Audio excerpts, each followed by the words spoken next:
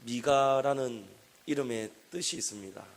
미가 선지자 이름의 뜻은 누가 우리 여호와와 같으리요, 이런 뜻이에요.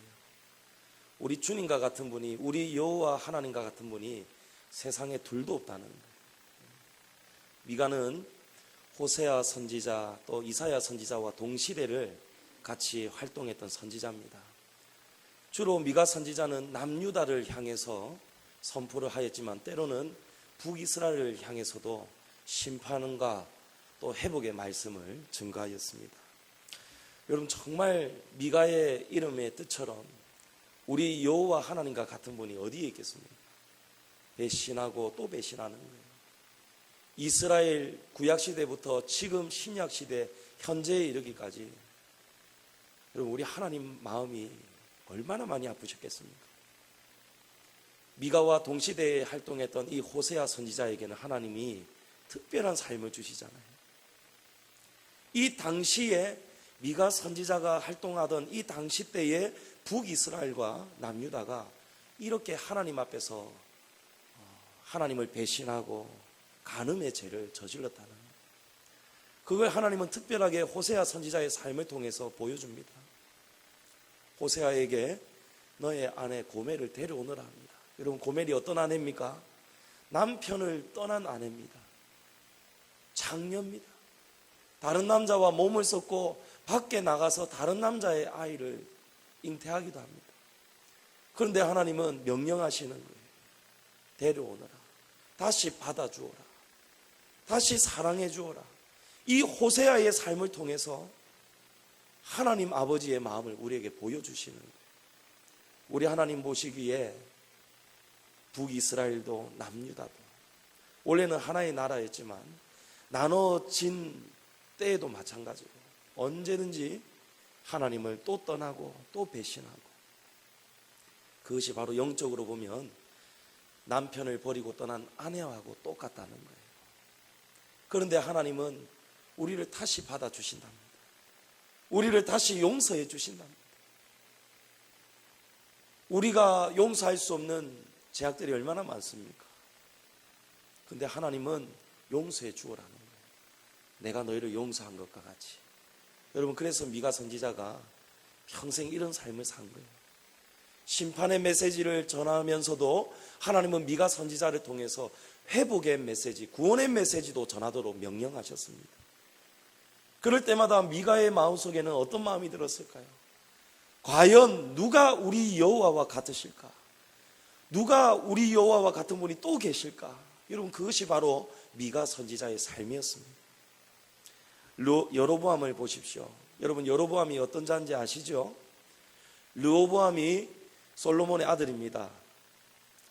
아버지 솔로몬이 죽고 르호보암이 왕으로 등극할 때에 여로보암이 부탁을 합니다. 아버지의 때처럼 우리에게 많은 짐을 지우지 마시고 가볍게 해달라고 합니다. 그런데 르호보암은 그 반대로 반응을 하죠. 젊은 친구들의 말을 듣고 아버지 때보다 더 이스라엘 백성들을 괴롭히려고 합니다. 그때 여로보암이 새 나라를 만드는데 그게 바로 북이스라엘입니다.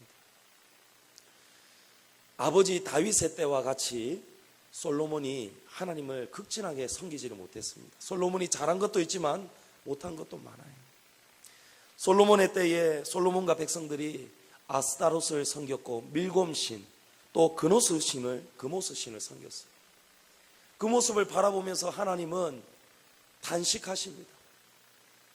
그리고 여로보암에게 말씀하시는 거예요. 내가 12지파 중에 10지파를 내가 너에게 줄 것이다. 네가 이스라엘의 왕이 되도록 내가 할 것이다. 하나님이 여로보암을 왕으로 세워주셨습니다. 그런데 여로보암이 북이스라엘을 세우고 난 다음에 가장 먼저 왕이 되자마자 한 일이 뭔지 아십니까, 여러분? 단과 베델에 금송아지를 만듭니다. 여러분, 예루살렘 성전은 말 그대로 예루살렘에 있습니다. 남유다 땅에 있습니다. 이스라엘 백성들은, 유다 백성들은 1년에 3번 하나님 앞에 예배합니다. 그때마다 예루살렘 성전으로 올라가야 됩니다. 그런데 북이스라엘을 세우고 나서 보니까 만약에 이 백성들이 절기가 되어서 이 유다 땅을 찾아가게 되면, 예루살렘 성전으로 찾아가게 되면 다시 르호보암의 말을 듣고 르호보암의 백성이 되어서 백성들이 다 떠나버릴 것 같다, 자신을 배신할 것 같다, 자신을 죽이게 될 것 같다, 이렇게 여로보암이 생각을 한 거예요. 지금 김정은이 탈북을 막기 위해서 온갖 방법을 다 세우지 않습니까? 말 그대로 남과 북이 갈라졌기 때문에 남유다로 못 건너가도록 만들 장치가 필요한 거예요. 그래서 고안낸 것이 이제 굳이 예루살렘으로 안 가도 된다, 예루살렘 성전에서 예배 안 해도 된다, 그 대신에 단과 베델에 금송아지 제단을 만든 다음에, 금송아지를 만든 다음에 이것이 바로 하나님이다. 여로보암이 그렇게 지금 만들어 버린 거예요. 하나님이 왕으로 세워주셨는데 왕의 권력을 어떻게 사용합니까? 하나님과 정반대로 달려가는 거예요. 여러분, 이것이 배신입니다. 지금 이것이 미가 선지자 시대에 일어나는 일들이었어요. 하나님의 은혜를 입은 자들이, 그런 왕들이 하나님의 은혜를 배신하는 거예요. 은혜를 원수로 갚는 것입니다. 하나님 보시기에 얼마나 악합니까? 저와 여러분이라면 심판해야 되지 않겠습니까? 아내가 내연 남자하고 바람 핀 거 그거 용서하지 못해가지고 남편이 내연남과 아내를 다 그냥 무참히 죽여버리잖아요. 여러분, 그만큼 화가 나는 배신이에요. 저와 여러분이 하나님이라면 이 민족 다 쓸어버려야 되지 않겠습니까? 그런데 하나님은요, 심판만을 우리에게 보내시는 것이 아니고 이 심판 뒤에 다시 회복하실 때를 우리에게 말씀하시는 거예요. 끝장을 보기 위한 심판이 아니고 회복을 위한 장치로 심판을 보내신다는 것입니다. 미가 선지자가 볼 때 이런 고백이 나오는 거예요. 이것이 과연 우리 하나님 여호와시구나. 우리 하나님 여호와와 같은 분이 이 세상에 어디 있겠는가. 미가가 그걸 오늘 우리에게 말씀하시는 거예요. 오늘 본문이 바로 미가 선지자가 심판 다음에 우리에게 말씀하는 하나님의 명령, 회복의 말씀을 주시는 거예요. 미가 선지자는 회복의 때를 끝날이라고 말씀합니다. 오늘 말씀 1절을 보십시오. 끝날에 이르러는 여호와의 전에 산이 산들의 꼭대기에 굳게 서며 작은 산들 위에 뛰어나고 민족들이 그리로 몰려갈 것이라. 여기에 작은 산들은 열방 민족들을 말합니다. 그때가 되면은 바로 하나님의 전이 가장 높은 산 위에 꼭대기에 세워진다는 겁니다. 여러분, 여기 끝날은 구약에서 여호와의 날을 의미합니다. 여호와의 날은 믿지 않는 자들, 원수들에게는 여호와의 날은 바로 끝날 심판의 날입니다. 그러나 하나님을 믿는 하나님의 백성들에게는 이 날이 바로 회복의 날이에요. 여러분, 회복은요, 다시 나빠지는 그런 회복이 아닙니다. 완전히 새로워지고 완전히 평화의 시대가 시작이 되는 그때가 바로 이 그때, 끝날 바로 회복의 때라는 것입니다. 심판이 사라지고 구원이 임하는 회복의 날에 어떤 일이 벌어집니까? 민족들이 여호와의 전에 있는 산 꼭대기로 모이게 될 것이라 말씀합니다. 여러분, 이전에는 그때의 많은 열방 사람들이 여호와의 산에 올라서 여호와의 전으로 우리가 오르자 이렇게 서로 권한다는 거예요. 그런데 3장의 결말을 한번 보십시오. 3장의 마지막 부분을 보면 이스라엘의 제약으로 시온은 어떻게 됩니까? 갈아엎은 밭이 되고 예루살렘은 무더기가 되고 성전에 사는 숯불의 높은 곳이 된다고 그렇게 말씀합니다. 여러분, 이 말씀의 뜻은요, 예루살렘 성이 다 파괴가 된다는 거예요. 예루살렘 성이 파괴될 뿐만이 아니고 하나님을 예배하던 이 성전은 그냥 온데간데 없이 사라지고 그 자리에 풀만 무성하게 자란다는 거예요. 폐허가 된다는 뜻입니다. 이스라엘 백성들에게 있어서 이 성전의 의미는 굉장히 특별합니다. 이 성전은 하나님의 임재가 임하는 곳이고 성도들이, 백성들이 하나님을 만날 수 있는 장소적 의미였어요. 그런데 바로 앞에서 미가가 말씀하기를 예루살렘이 폐허가 되고 예루살렘 성전은 다 무너지고 파괴가 될 것이다, 이런 충격적인 말씀을 하였는데, 지금 4장 1절 2절에 와가지고는 미가가 뭐라고 합니까? 여호와의 전으로 오르자고 합니다. 여호와의 전으로 모이게 될 것이라고 합니다. 이 말씀의 뜻은 바로 끝이 아니라는 거예요. 성전이 무너졌다고 파괴되었다고 해서 그게 끝이 아니라는 거예요. 하나님을 이제 더 이상 만날 장소가 없어지느냐, 그런 것이 아니라는 것입니다. 외형적인 건물은 사라졌지만, 땅이 비록 항폐하여졌지만 여전히 하나님의 통치는 계속된다는 거예요. 우리 아까 찬양했죠. 주의 말씀은 영원해. 주의 말씀은 영원해. 이 말씀을 지금 미가 선지자가 우리에게 들려주는 것입니다. 하박국 선지자가 고백하죠. 비록 무화과 나무가 무성하지 못하며 포도나무 열매가 없고 감람나무에 소출이 없어도, 우리의 양떼가 없고 외양간에 소가 없어도 우리는 여호와 한 분으로 인하여 즐거워하노라. 여러분, 이게 바로 미가 선지자가 우리에게 들려주는 말씀이에요. 하박국 선지자의 고백과 같이 비록 지금 건물은 사라졌지만, 예루살렘은 파괴가 되었지만, 그럼에도 불구하고 하나님의 말씀은 영원하다는 거예요. 여호와 하나님을 우리가 못 만날 곳이 없다는 것입니다. 2절에서 미가는 여호와의 전을 무엇으로 표현합니까? 야곱의 하나님의 전이라고 말씀합니다. 여러분, 여기서 야곱의 뜻은요, 미가가 야곱이라는 표현을 쓴 의도는 따로 있습니다. 바로 남쪽 유다와 북이스라엘, 남왕국과 북왕국을 모두 아우르는 표현이 함축적인 의미로 바로 야곱이 사용이 된 거예요. 그러니까 완전한 하나님의 통치를 받는 자들에게는 이제 너의 나라가 없고 나의 나라가 없는 거예요. 모든 민족이 하나가 된다는 거예요. 그때가 되면 우리 하나님의 전의 산꼭대기에 세워질 때, 모든 열방이 모일 때에, 그때는 너의 나라 나의 나라가 없어지고 모두 다 하나님 나라, 한 나라의 민족, 백성이 된다는 뜻이에요. 여호와 하나님께서 우리에게 진정한 하나님 나라의 백성이 되는 길을 가르쳐 주고 계십니다. 그것이 바로 하나님의 말씀이고 율법입니다. 그가 그의 도를 가지고 우리에게 가르치실 것이니라. 우리가 그의 길로 행하리라. 이 말씀은 우리가 하나님의 말씀을 듣는 것으로 멈추는 것이 아니고 그 길을 걷는 자가 하나님의 백성이 된다는 뜻입니다. 히브리어로 하나님을 말씀을 행한다, 할라크의 뜻이 뭐냐면 길을 걸어간다, 이런 뜻입니다.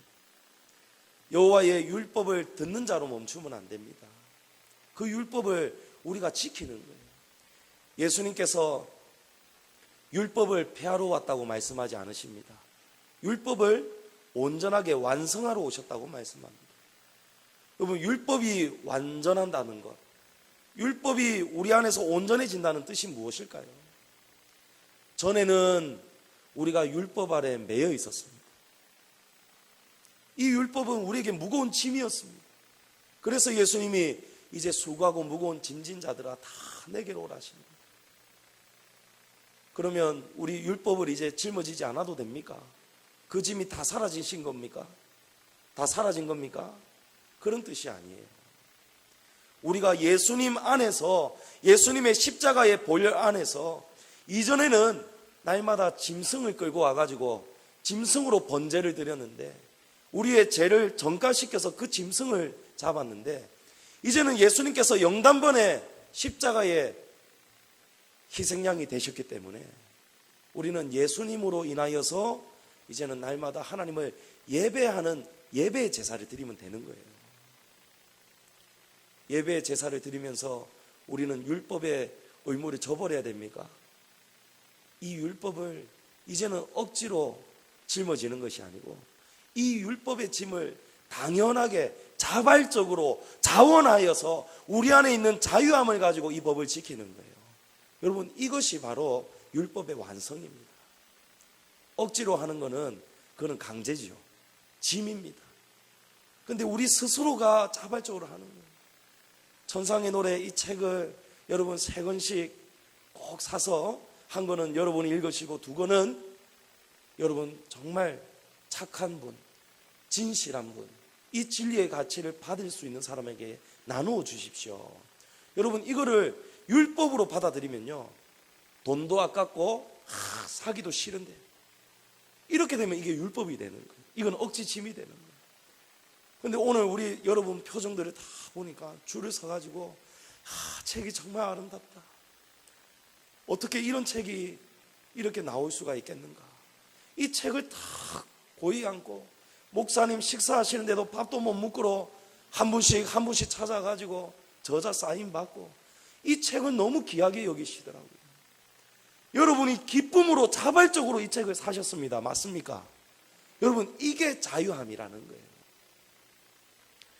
우리가 이전에는 억지로 하나님 길을 걸어갔다면, 구약시대에, 이제 그날이 되면, 끝날이 되면 온 백성이 모여서 기쁨으로 자발적으로 하나님의 율법이, 시온에서 나오는 이 율법을 우리가 하나도 땅에 떨어지지 않도록 우리가 이 길을 걸어가게 된다는 거예요. 기쁨으로 걷게 된다는 것입니다. 어제까지는 서로가 민족이 민족을 칼로 대적을 했습니다. 하나님의 가르침을 받고 율법을 따라가게 되니까 이제는 어떻게 됩니까? 이 나라의 주인이 무슨 왕입니까? 평화의 왕입니다. 평강의 왕입니다. 샬롬의 왕이십니다. 그 하나님 한 분을 섬기는 한민족이 될 때에는 이제는 평화가 넘치는 세상이 온다는 거예요. 전쟁이 사라지는 겁니다. 여러분, 3장 11절을 보십시오. 시온의 우두머리들은요, 정의를 알아도 정의대로 재판을 하지 않았습니다. 시온의 우두머리들은, 열방의 왕들은 뇌물을 받아서 재판했어요. 정의를 정의대로 실천하지 않았습니다. 정의를 기뻐하지 않았습니다. 그런데 3절에 보십시오. 새롭게 세워지는 왕, 이 왕이 바로 평화의 왕이십니다. 평화의 왕은 오늘 말씀 3절에서 많은 민족들을 심판하십니다. 공의로 심판하십니다. 끝날 여호와의 날이 되면 우리 하나님께서 열방을 한 분 하나님께서 공의로 심판하신다는 거예요. 여러분, 한 분 하나님의 법이 세워지면 이 나라에 평화가 찾아옵니다. 오늘 우리 식사 마치고 사랑방 모임 하는데 다른 방은 다 마쳤는데 끝까지 남아서 떠들고 정말 시끄럽게 소란스러운 방이 있어요. 제가 너무 깜짝 놀래가지고 도대체 어떤 방인가 싶어서 나가가지고 경고를 주려고, 도대체 어느 방입니까 보니까 늘 푸른 방이에요. 늘 푸른 방. 식당 그 공간에서 얼마나 박장대소하면서 하하하 호호호 박수를 치고 막 배꼽이 떨어져라 막 웃고 이러는 거예요. 그래서 제가 경고를 줬습니다. 사랑방에 사랑이 너무 지나쳐도 경고입니다 이러면서 제가 너무 기뻤어요. 여러분, 왜 이 방이 사랑으로 하나가 되겠습니까? 여러분, 방들마다 지금 다 지금 제게 지금 부탁을 하는 게, 우리 내년 되면은 방을 새로 바꿔야 되는데 안 바꾸면 안 됩니까 하는, 그 제가 지금 새벽마다 하나님께 묻고 있습니다. 목사님이 왜 머리가 빠지셨는지 알겠어요. 해마다 구역 편성할 때마다 머리가 안 빠질 수가 없어요. 제가 이쪽에 하나씩 있던 흰머리가 지금 한 4-5개는 됐습니다. 사랑이 넘치는 거예요. 왜 사랑이 넘치겠습니까? 한 법을 따르기 때문에.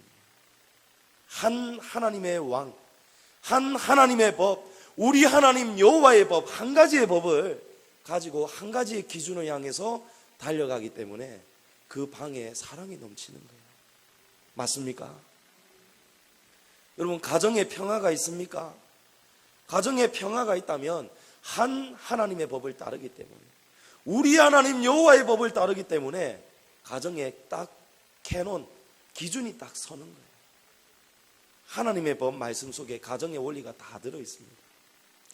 여러분, 제가 결혼하기 전에 사역했던 교회에서 선임 목사님께서 저를 앉아라 하면서 교육을 시켜주시는 거예요. 조전도사님, 여자는 초장에 잡아야 됩니다 이라는 거예요. 제가 결혼하자마자 초장에 한번 잡아보려다가 제가 완전히 죽다가 살아가지고 지금까지 잡으려다가 잡혀 사는 거예요. 여러분 알다시피 제가 억세지도 못하고 누구를 잡을 만한 위인이 못 됩니다. 여러분 이거는 하나님의 법이 아닌 거예요. 여러분 이 사람의 말 저 사람의 말 듣다가 나중에 어떻게 됩니까? 당나귀가 나중에는 타고 가다가 끌고 가다가 메고 가다가 당나귀가 나중에 강물에 빠지지 않습니까? 여러분 하나님의 법을 들어야 돼요. 가정에도 여호와 하나님의 말씀, 교회 안에서도 사랑방 안에서도 여호와 하나님의 말씀, 그 법이 세워져야 이 땅에 평화가 찾아온다는 거예요. 하나님의 율법을 배우고 따르고 그 길을 걸어갈 때 여러분 이제 전쟁이 사라지는 거예요. 더 이상 전쟁을 연습할 필요도 없고 전쟁의 무기가 필요가 없어요. 그래서 어떻게 됩니까? 칼을 쳐서 칼을 녹여서 보습을 만들고, 보습은 쟁기입니다. 쟁기, 농사 지을 때 쟁기예요. 창을 쳐서 낫을 만들고 이 나라 저 나라가 다시는 칼을 들지 않는다. 그때 마지막 때 여호와의 날, 심판의 날이 아니고 우리에게 회복의 날이 될 때에 이런 일이 생긴다는 거예요. 여러분 이 회복의 날은요 지금도 우리가 누릴 수가 있습니다. 여호와 하나님이 지금도, 예루살렘 성전은 이미 다 무너졌지만 여러분 외형적 건물이 아니라는 거예요. 여호와의 말씀이, 여호와의 통치가 있는 곳이 바로 성전이 됩니다. 여러분 가정이 성전이 될 수 있습니다. 저와 여러분이 바로 너희는 거룩한 하나님의 성전입니다. 저와 여러분이 성전이 되어야 돼요. 4절에 각 사람이 자기 포도나무 아래, 자기 무화과 나무 아래에 앉고 두렵게 할 자가 없어진다, 이렇게 말씀합니다.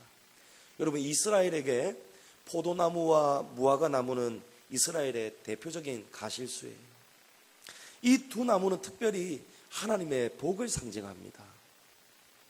열왕기상 4장 25절에는 솔로몬의 통치 아래 있는 백성들이 태평성대를 누리고 있는 것을 이렇게 표현하는 거예요.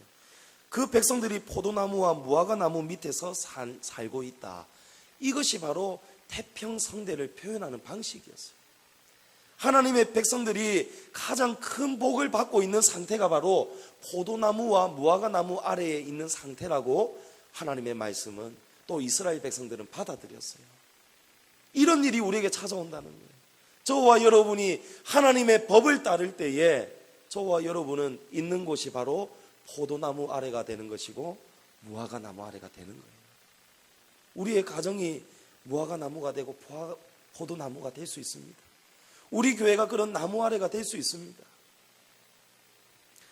그리고 그 누구도 하나님의 백성들을 두렵게 할 수 없대요. 그거를 막으신답니다. 그리고 이 말씀을 보증하시는 거예요.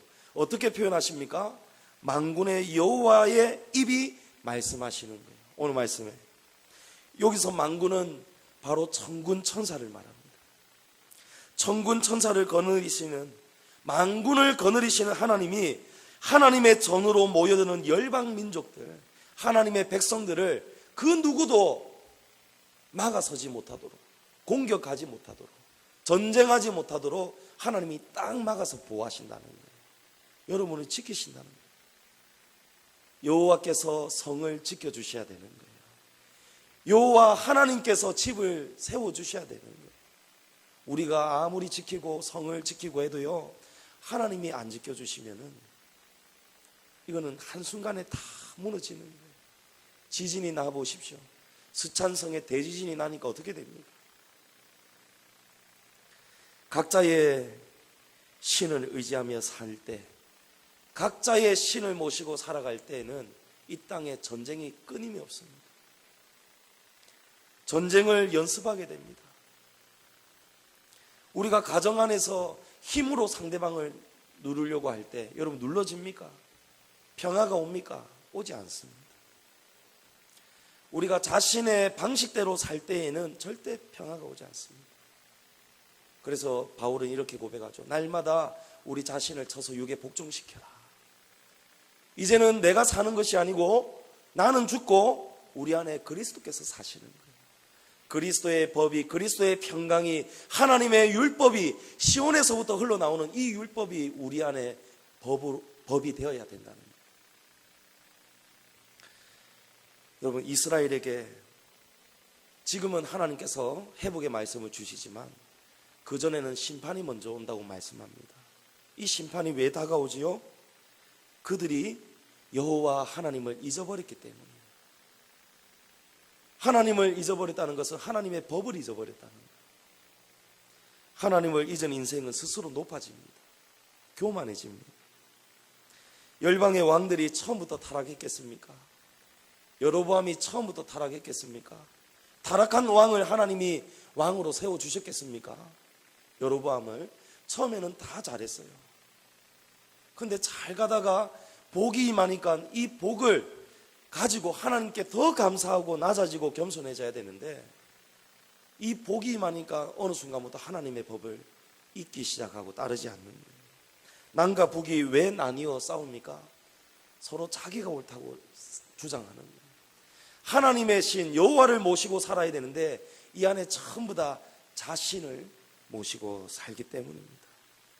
자기를 사랑하게 되면 하나님의 법을 따를 수가 없습니다.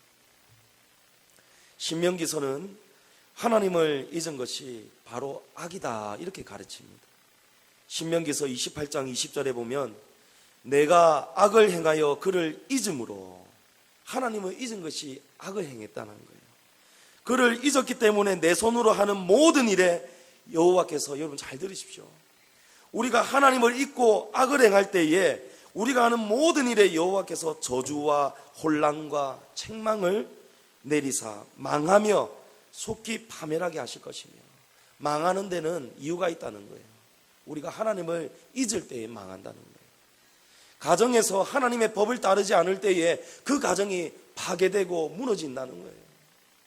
예루살렘 성전이, 예루살렘 도시가 그래서 다 무너졌다는 겁니다. 신명기 28장 23절에는 내 머리 위에 하늘은 노시 되고, 하늘이 딱딱한 노시 된다는 거예요. 내 아래의 땅은 철이 될 것이며 여호와께서 비 대신에 티끌과 모래를 내 땅에 내리시리니 가뭄이 온다는 거예요. 하늘이 노시 되어서, 딱딱한 노시 되어서 이 땅에 비가 온다는 거예요. 여러분, 지금 이 땅에 가뭄이 극심합니다. 원래 오늘 비가 온다고, 어제부터 비가 온다고 예보되어 있었습니다. 얼마 전에도 비가 온다고 했습니다. 근데 오지 않았습니다. 지금 위쪽에는 약간의 비가 내리는가 본데 지금 이 땅에 비가 필요합니다. 여러분, 비가 왜 안 올까요? 우리 이 땅의 백성들이 하나님의 법을 잊고 살기 때문이에요. 이 땅의 교회와 성도들이라도 하나님 앞에 더 낮아지고 겸손하게 기도해야 됩니다. 여러분, 이거는 지금 이 땅에 일어나는 일들은 저주입니다. 이 땅이 가뭄이 극심한 이유, 땅이 살고 식물이 살고, 여러분 사람이 살려면 하나님께 살려달라고 해야 돼요. 하늘이 비를 내려주셔야만 땅도 살고 식물도 살고 저와 여러분도 살게 됩니다. 하늘을 기억해야 됩니다. 여러분, 하나님의 법을 기억해야 됩니다. 오늘이 6.25 67주년입니다.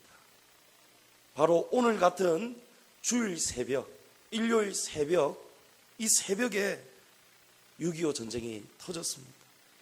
모두가 잠든 새벽 4시에 방심하고 있을 때에 적이 쳐들어와 버렸어요. 그 선을 지키지 못하니까 이 전쟁이 일어나게 되니까 어떤 처절한 결과가 옵니까? 이 전쟁이 3년 1개월 동안 계속되었어요. 150만 명이 넘는 사람이 죽었고 360만 명의 부상자가 생겼고 전쟁을 통해서 미망자가 20만 명이 되어버렸어요. 전쟁 고아가 10만 명이 생겨버렸습니다. 여러분, 이렇게 참담한 전쟁이 왜 일어납니까? 지키지 못해서 일어나는 거예요. 우리가 하나님의 법을 지켜야 돼요. 하나님의 법을 지키고 사수해야 되는데 이 법을 그냥 가볍게 여겨버리고 법을 떠나 살게 되니까 이 틈을 가지고 적이 쳐들어오는 거예요. 성도 여러분, 삶은 날마다 영적인 전투입니다. 우리 안에 두 세계가 싸우고 있습니다. 하나는 하나님의 빛의 세계, 하나는 어둠의 세계입니다. 어떻게 빛이 어둠을 이길 수 있습니까? 빛의 근원이 되시는 하나님의 법을 따라야 됩니다. 오늘 미가 선지자가 말씀하시는 것처럼 우리가 하나님의 법을 들었으면 하나님의 법대로 그 길을 즐겁게 걸어가야 됩니다. 하나님의 법은 우리 성도들에게 철칙이 되어야 되고 원칙이 되어야 됩니다. 여러분, 요즘 IS 테러 얼마나 무섭습니까? 지금 이슬람 국가뿐만이 아니고 여러 나라에서, 영국에서, 미국에서 일어나지 않습니까? 며칠 전에 뉴스를 보니까 공항에 있는 경찰관을 칼로 찔러버렸어요. 캐나다 사람이. 아주 작은 공항이에요. 작은 공항에서 캐나다인이 그 공항 지키고 있는 경찰한테 갑자기 달려가가지고 이 경찰관의 목에 칼을 찔러버렸어요. 다행히 경찰관의 목숨은 아직 생명에는 지장이 없다는데, 알고 봤더니 이 사람이 IS 추종자예요. 그러면서 달려갈 때 뭘 했냐면 알라는 위대하다 하면서 달려가는 거예요. 여러분, 이 법이 코란의 법입니다. 배교자들, 믿지 않는 자들에게 다가가서 칼로 목을 베어라는 거예요. 그래서 IS들이 믿지 않는 자들 전부 다 일제히 처형할 때 딱 뒤에서 칼을 딱 들고 목을 그냥 베어버리는 거예요. 이게 뭐냐면은 코란의 원칙대로 그들이 따르는 거예요. 이거는 잘못된 일부 극우자들이 잘못을 하고 있지만, 이슬람의 또 다른 성직자들은 또 이렇게 얘기하더라고요. 이거 문자대로 해석하면 안 되는데 그들이 너무 원칙대로 이걸 따르고 있다. 그걸 염려하더라고요. 제가 여러분에게 말씀드리고 싶은 것은, 이슬람 안에서도 이 IS들은 이 원칙을, 철칙을 지키기 위해서 자기 목숨까지 벗어 던진다는 겁니다. 자살 폭탄 테러를 하는 거예요. 알라는 위대하다 하면서 돌격하고 온몸에 어린아이가, 여자들이 폭탄을 안고 나가는 이유가 그들 나름대로의 원칙을 지키는 거예요. 여러분, 알라는 가짜 신입니다. 참 신은 우리 하나님 여호와 한 분 외에는 다른 신이 없습니다. 그런데 가짜 신을 섬기는 이 IS들은요, 그 가짜 신을 위해서 목숨을 바치고 원칙을 지키기 위해서, 글자 그대로 순종하기 위해서 부단히 애를 쓰고 살아가더란 말입니다. TV에 나오는 이슬람 프로를 봤어요. 거기에 보니까 그들이 이렇게 고백하더라고요. 이 이슬람이 지금 세계를 장악해 가고 있습니다. 어디에 그런 힘이 있습니까? 물으니까 그 이맘이 우리로 치면 성직자입니다. 이맘이 하는 말이, 우리 이슬람에는 교적 프로그램도 없고 세례 이런 것도 없습니다. 교적도 없고 성도 가입 교적 이런 게 없다는 거예요. 교적도 없고 세례도 없는 거예요. 다만 그들에게는 코란이 있다는 거예요. 코란을 가르친다는 거예요. 그들은 꼭 라마단 기간이 되면 이 코란을 읽고 이 코란을 통째로 외운답니다. 한 구절 이상씩은 반드시 외우고 있고, 대부분 한 장 혹은 두 장을 통째로 다 외우고 있다는 거예요. 그들은 날마다 코란을 중얼중얼 거리는 거예요. 여러분, 묵상하다는 것은 중얼거리다는 뜻이에요. 그들은 삶에서 날마다 이 코란을 중얼거리면서 읽고 외우고 있다는 거예요. 하루에 5번 아잔 소리가 들립니다. 이런 소리 있잖아요. 그게 울리기 시작하면은 그들은 딱 일터에서 가까운 모스크로 향하는 거예요. 모스크로 향해서, 성지 메카를 향해서 알라는 위대합니다 하면서 절을 하는 거예요. 하루 5번, 날마다 일주일에 한 번이 아니고 매일 5번 성지를 향해서 그 알라 신을 위해서 절을 하더란 말이에요. 그것이 코란이 가르치는 원칙이기 때문에 그들은 알라를 위대하게 섬기고 있더란 말입니다. 여러분, 오늘날 우리는 어떻습니까? 우리 하나님 여호와 한 분이신 그 하나님이 우리에게 정해주신 법들이 있습니다. 시온에서부터 흘러나오는 율법이 있습니다. 그런데 저와 여러분이 이 법을 목숨같이 여기느냐 말이에요. 진짜 유일한 하나님은 우리 하나님 여호와 하나님인데, 저와 여러분이 우리 하나님 하면서도 우리 하나님의 말씀을 듣지 않는다면 누가 하나님의 법을 지키겠느냐 말이에요. 아내가 남편을 우습게 여깁니다. 남편이 하는 말을 콧방귀 끼고 니나 잘해라 하면서 남편을 무시하는 거예요. 남들이 이 모습을 다 지켜봤습니다. 그러면 남들이 이 남편을 어떻게 생각할까요? 아내에게도 무시당하는 남편, 아내도 듣지 않는 남편의 말, 그 남편의 말을 남들이 어떻게 듣겠느냐 말입니다. 우습게 듣지 않겠습니까? 저와 여러분이 하나님 아버지의 법을 철저하게 지키려고 목숨까지 지키면서 애를 쓰면서 살지 않는데 세상이 하나님을 어떻게 생각하겠습니까? 하나님의 법을 우습게 여기지 않겠습니까? 제가 소아시아 터키 갔을 때에 이슬람 신자들이 예배하는 모습을 봤어요. 모스크 안에 들어가 봤습니다. 모스크 안에는요 아무것도 없습니다. 마이크도 없고 스피커도 없고 아무것도 없어요. 그냥 이맘이 올라가 있는 설교단, 높은 설교단 하나 있어요. 밑에는 그냥 카페트밖에 없어요. 한겨울에 발을 씻는 거예요. 찬물에 발을 씻고 양말을 벗고 발을 씻고 딱 들어가는 거예요. 들어가서 누구든지 간에 먼저 들어가면은 납작 엎드려서 절을 하고, 이맘이 설교를 시작하는데 이맘의 설교는 보통 기본이 2시간. 예배의 형식이 없어요. 우리처럼 찬양도 없고 악기도 없고 아무것도 없습니다. 그냥 오직 코란을 읽고 또 읽고 듣고 해석하고 설교하고 그 2시간을 보내는데, 한겨울에도 난방시설도 없고요, 한여름에도 에어컨 시설이 없어요. 그런데도 빽빽하게 붙어 앉는 거예요. 우리처럼 이런 의자도 없어요. 전부 다 꿇어 앉아 있는 거예요. 여러분, 그렇게 알라를 예배하더라고요. 우리는 얼마나 편합니까? 겨울에는 난방기 있어, 여름에는 에어컨이 있어, 쾌적하게 만들고 자동문도 만들고 의자에 앉아서 너무너무 편안하니까 이것 때문에 우리가 하나님의 법을 너무 가볍게 여기는 것은 아닌가, 그 생각이 듭니다. 오늘 미가는 우리 하나님 여호와, 오늘 말씀 5절에 만민이 각각 자기의 신의 이름을 의지하여 행하되 오직 우리는 우리 하나님 여호와의 이름을 의지하여 영원히 행하리로다. 여러분, 오직 우리 하나님 여호와밖에 없다는 거예요. 여러분에게 하나님이 우리 하나님 여호와시라는 것을 기억하십시오. 남의 하나님이 아니에요. 저와 여러분이 우리 하나님 여호와의 법을 지키지 않으면 누가 지키겠습니까?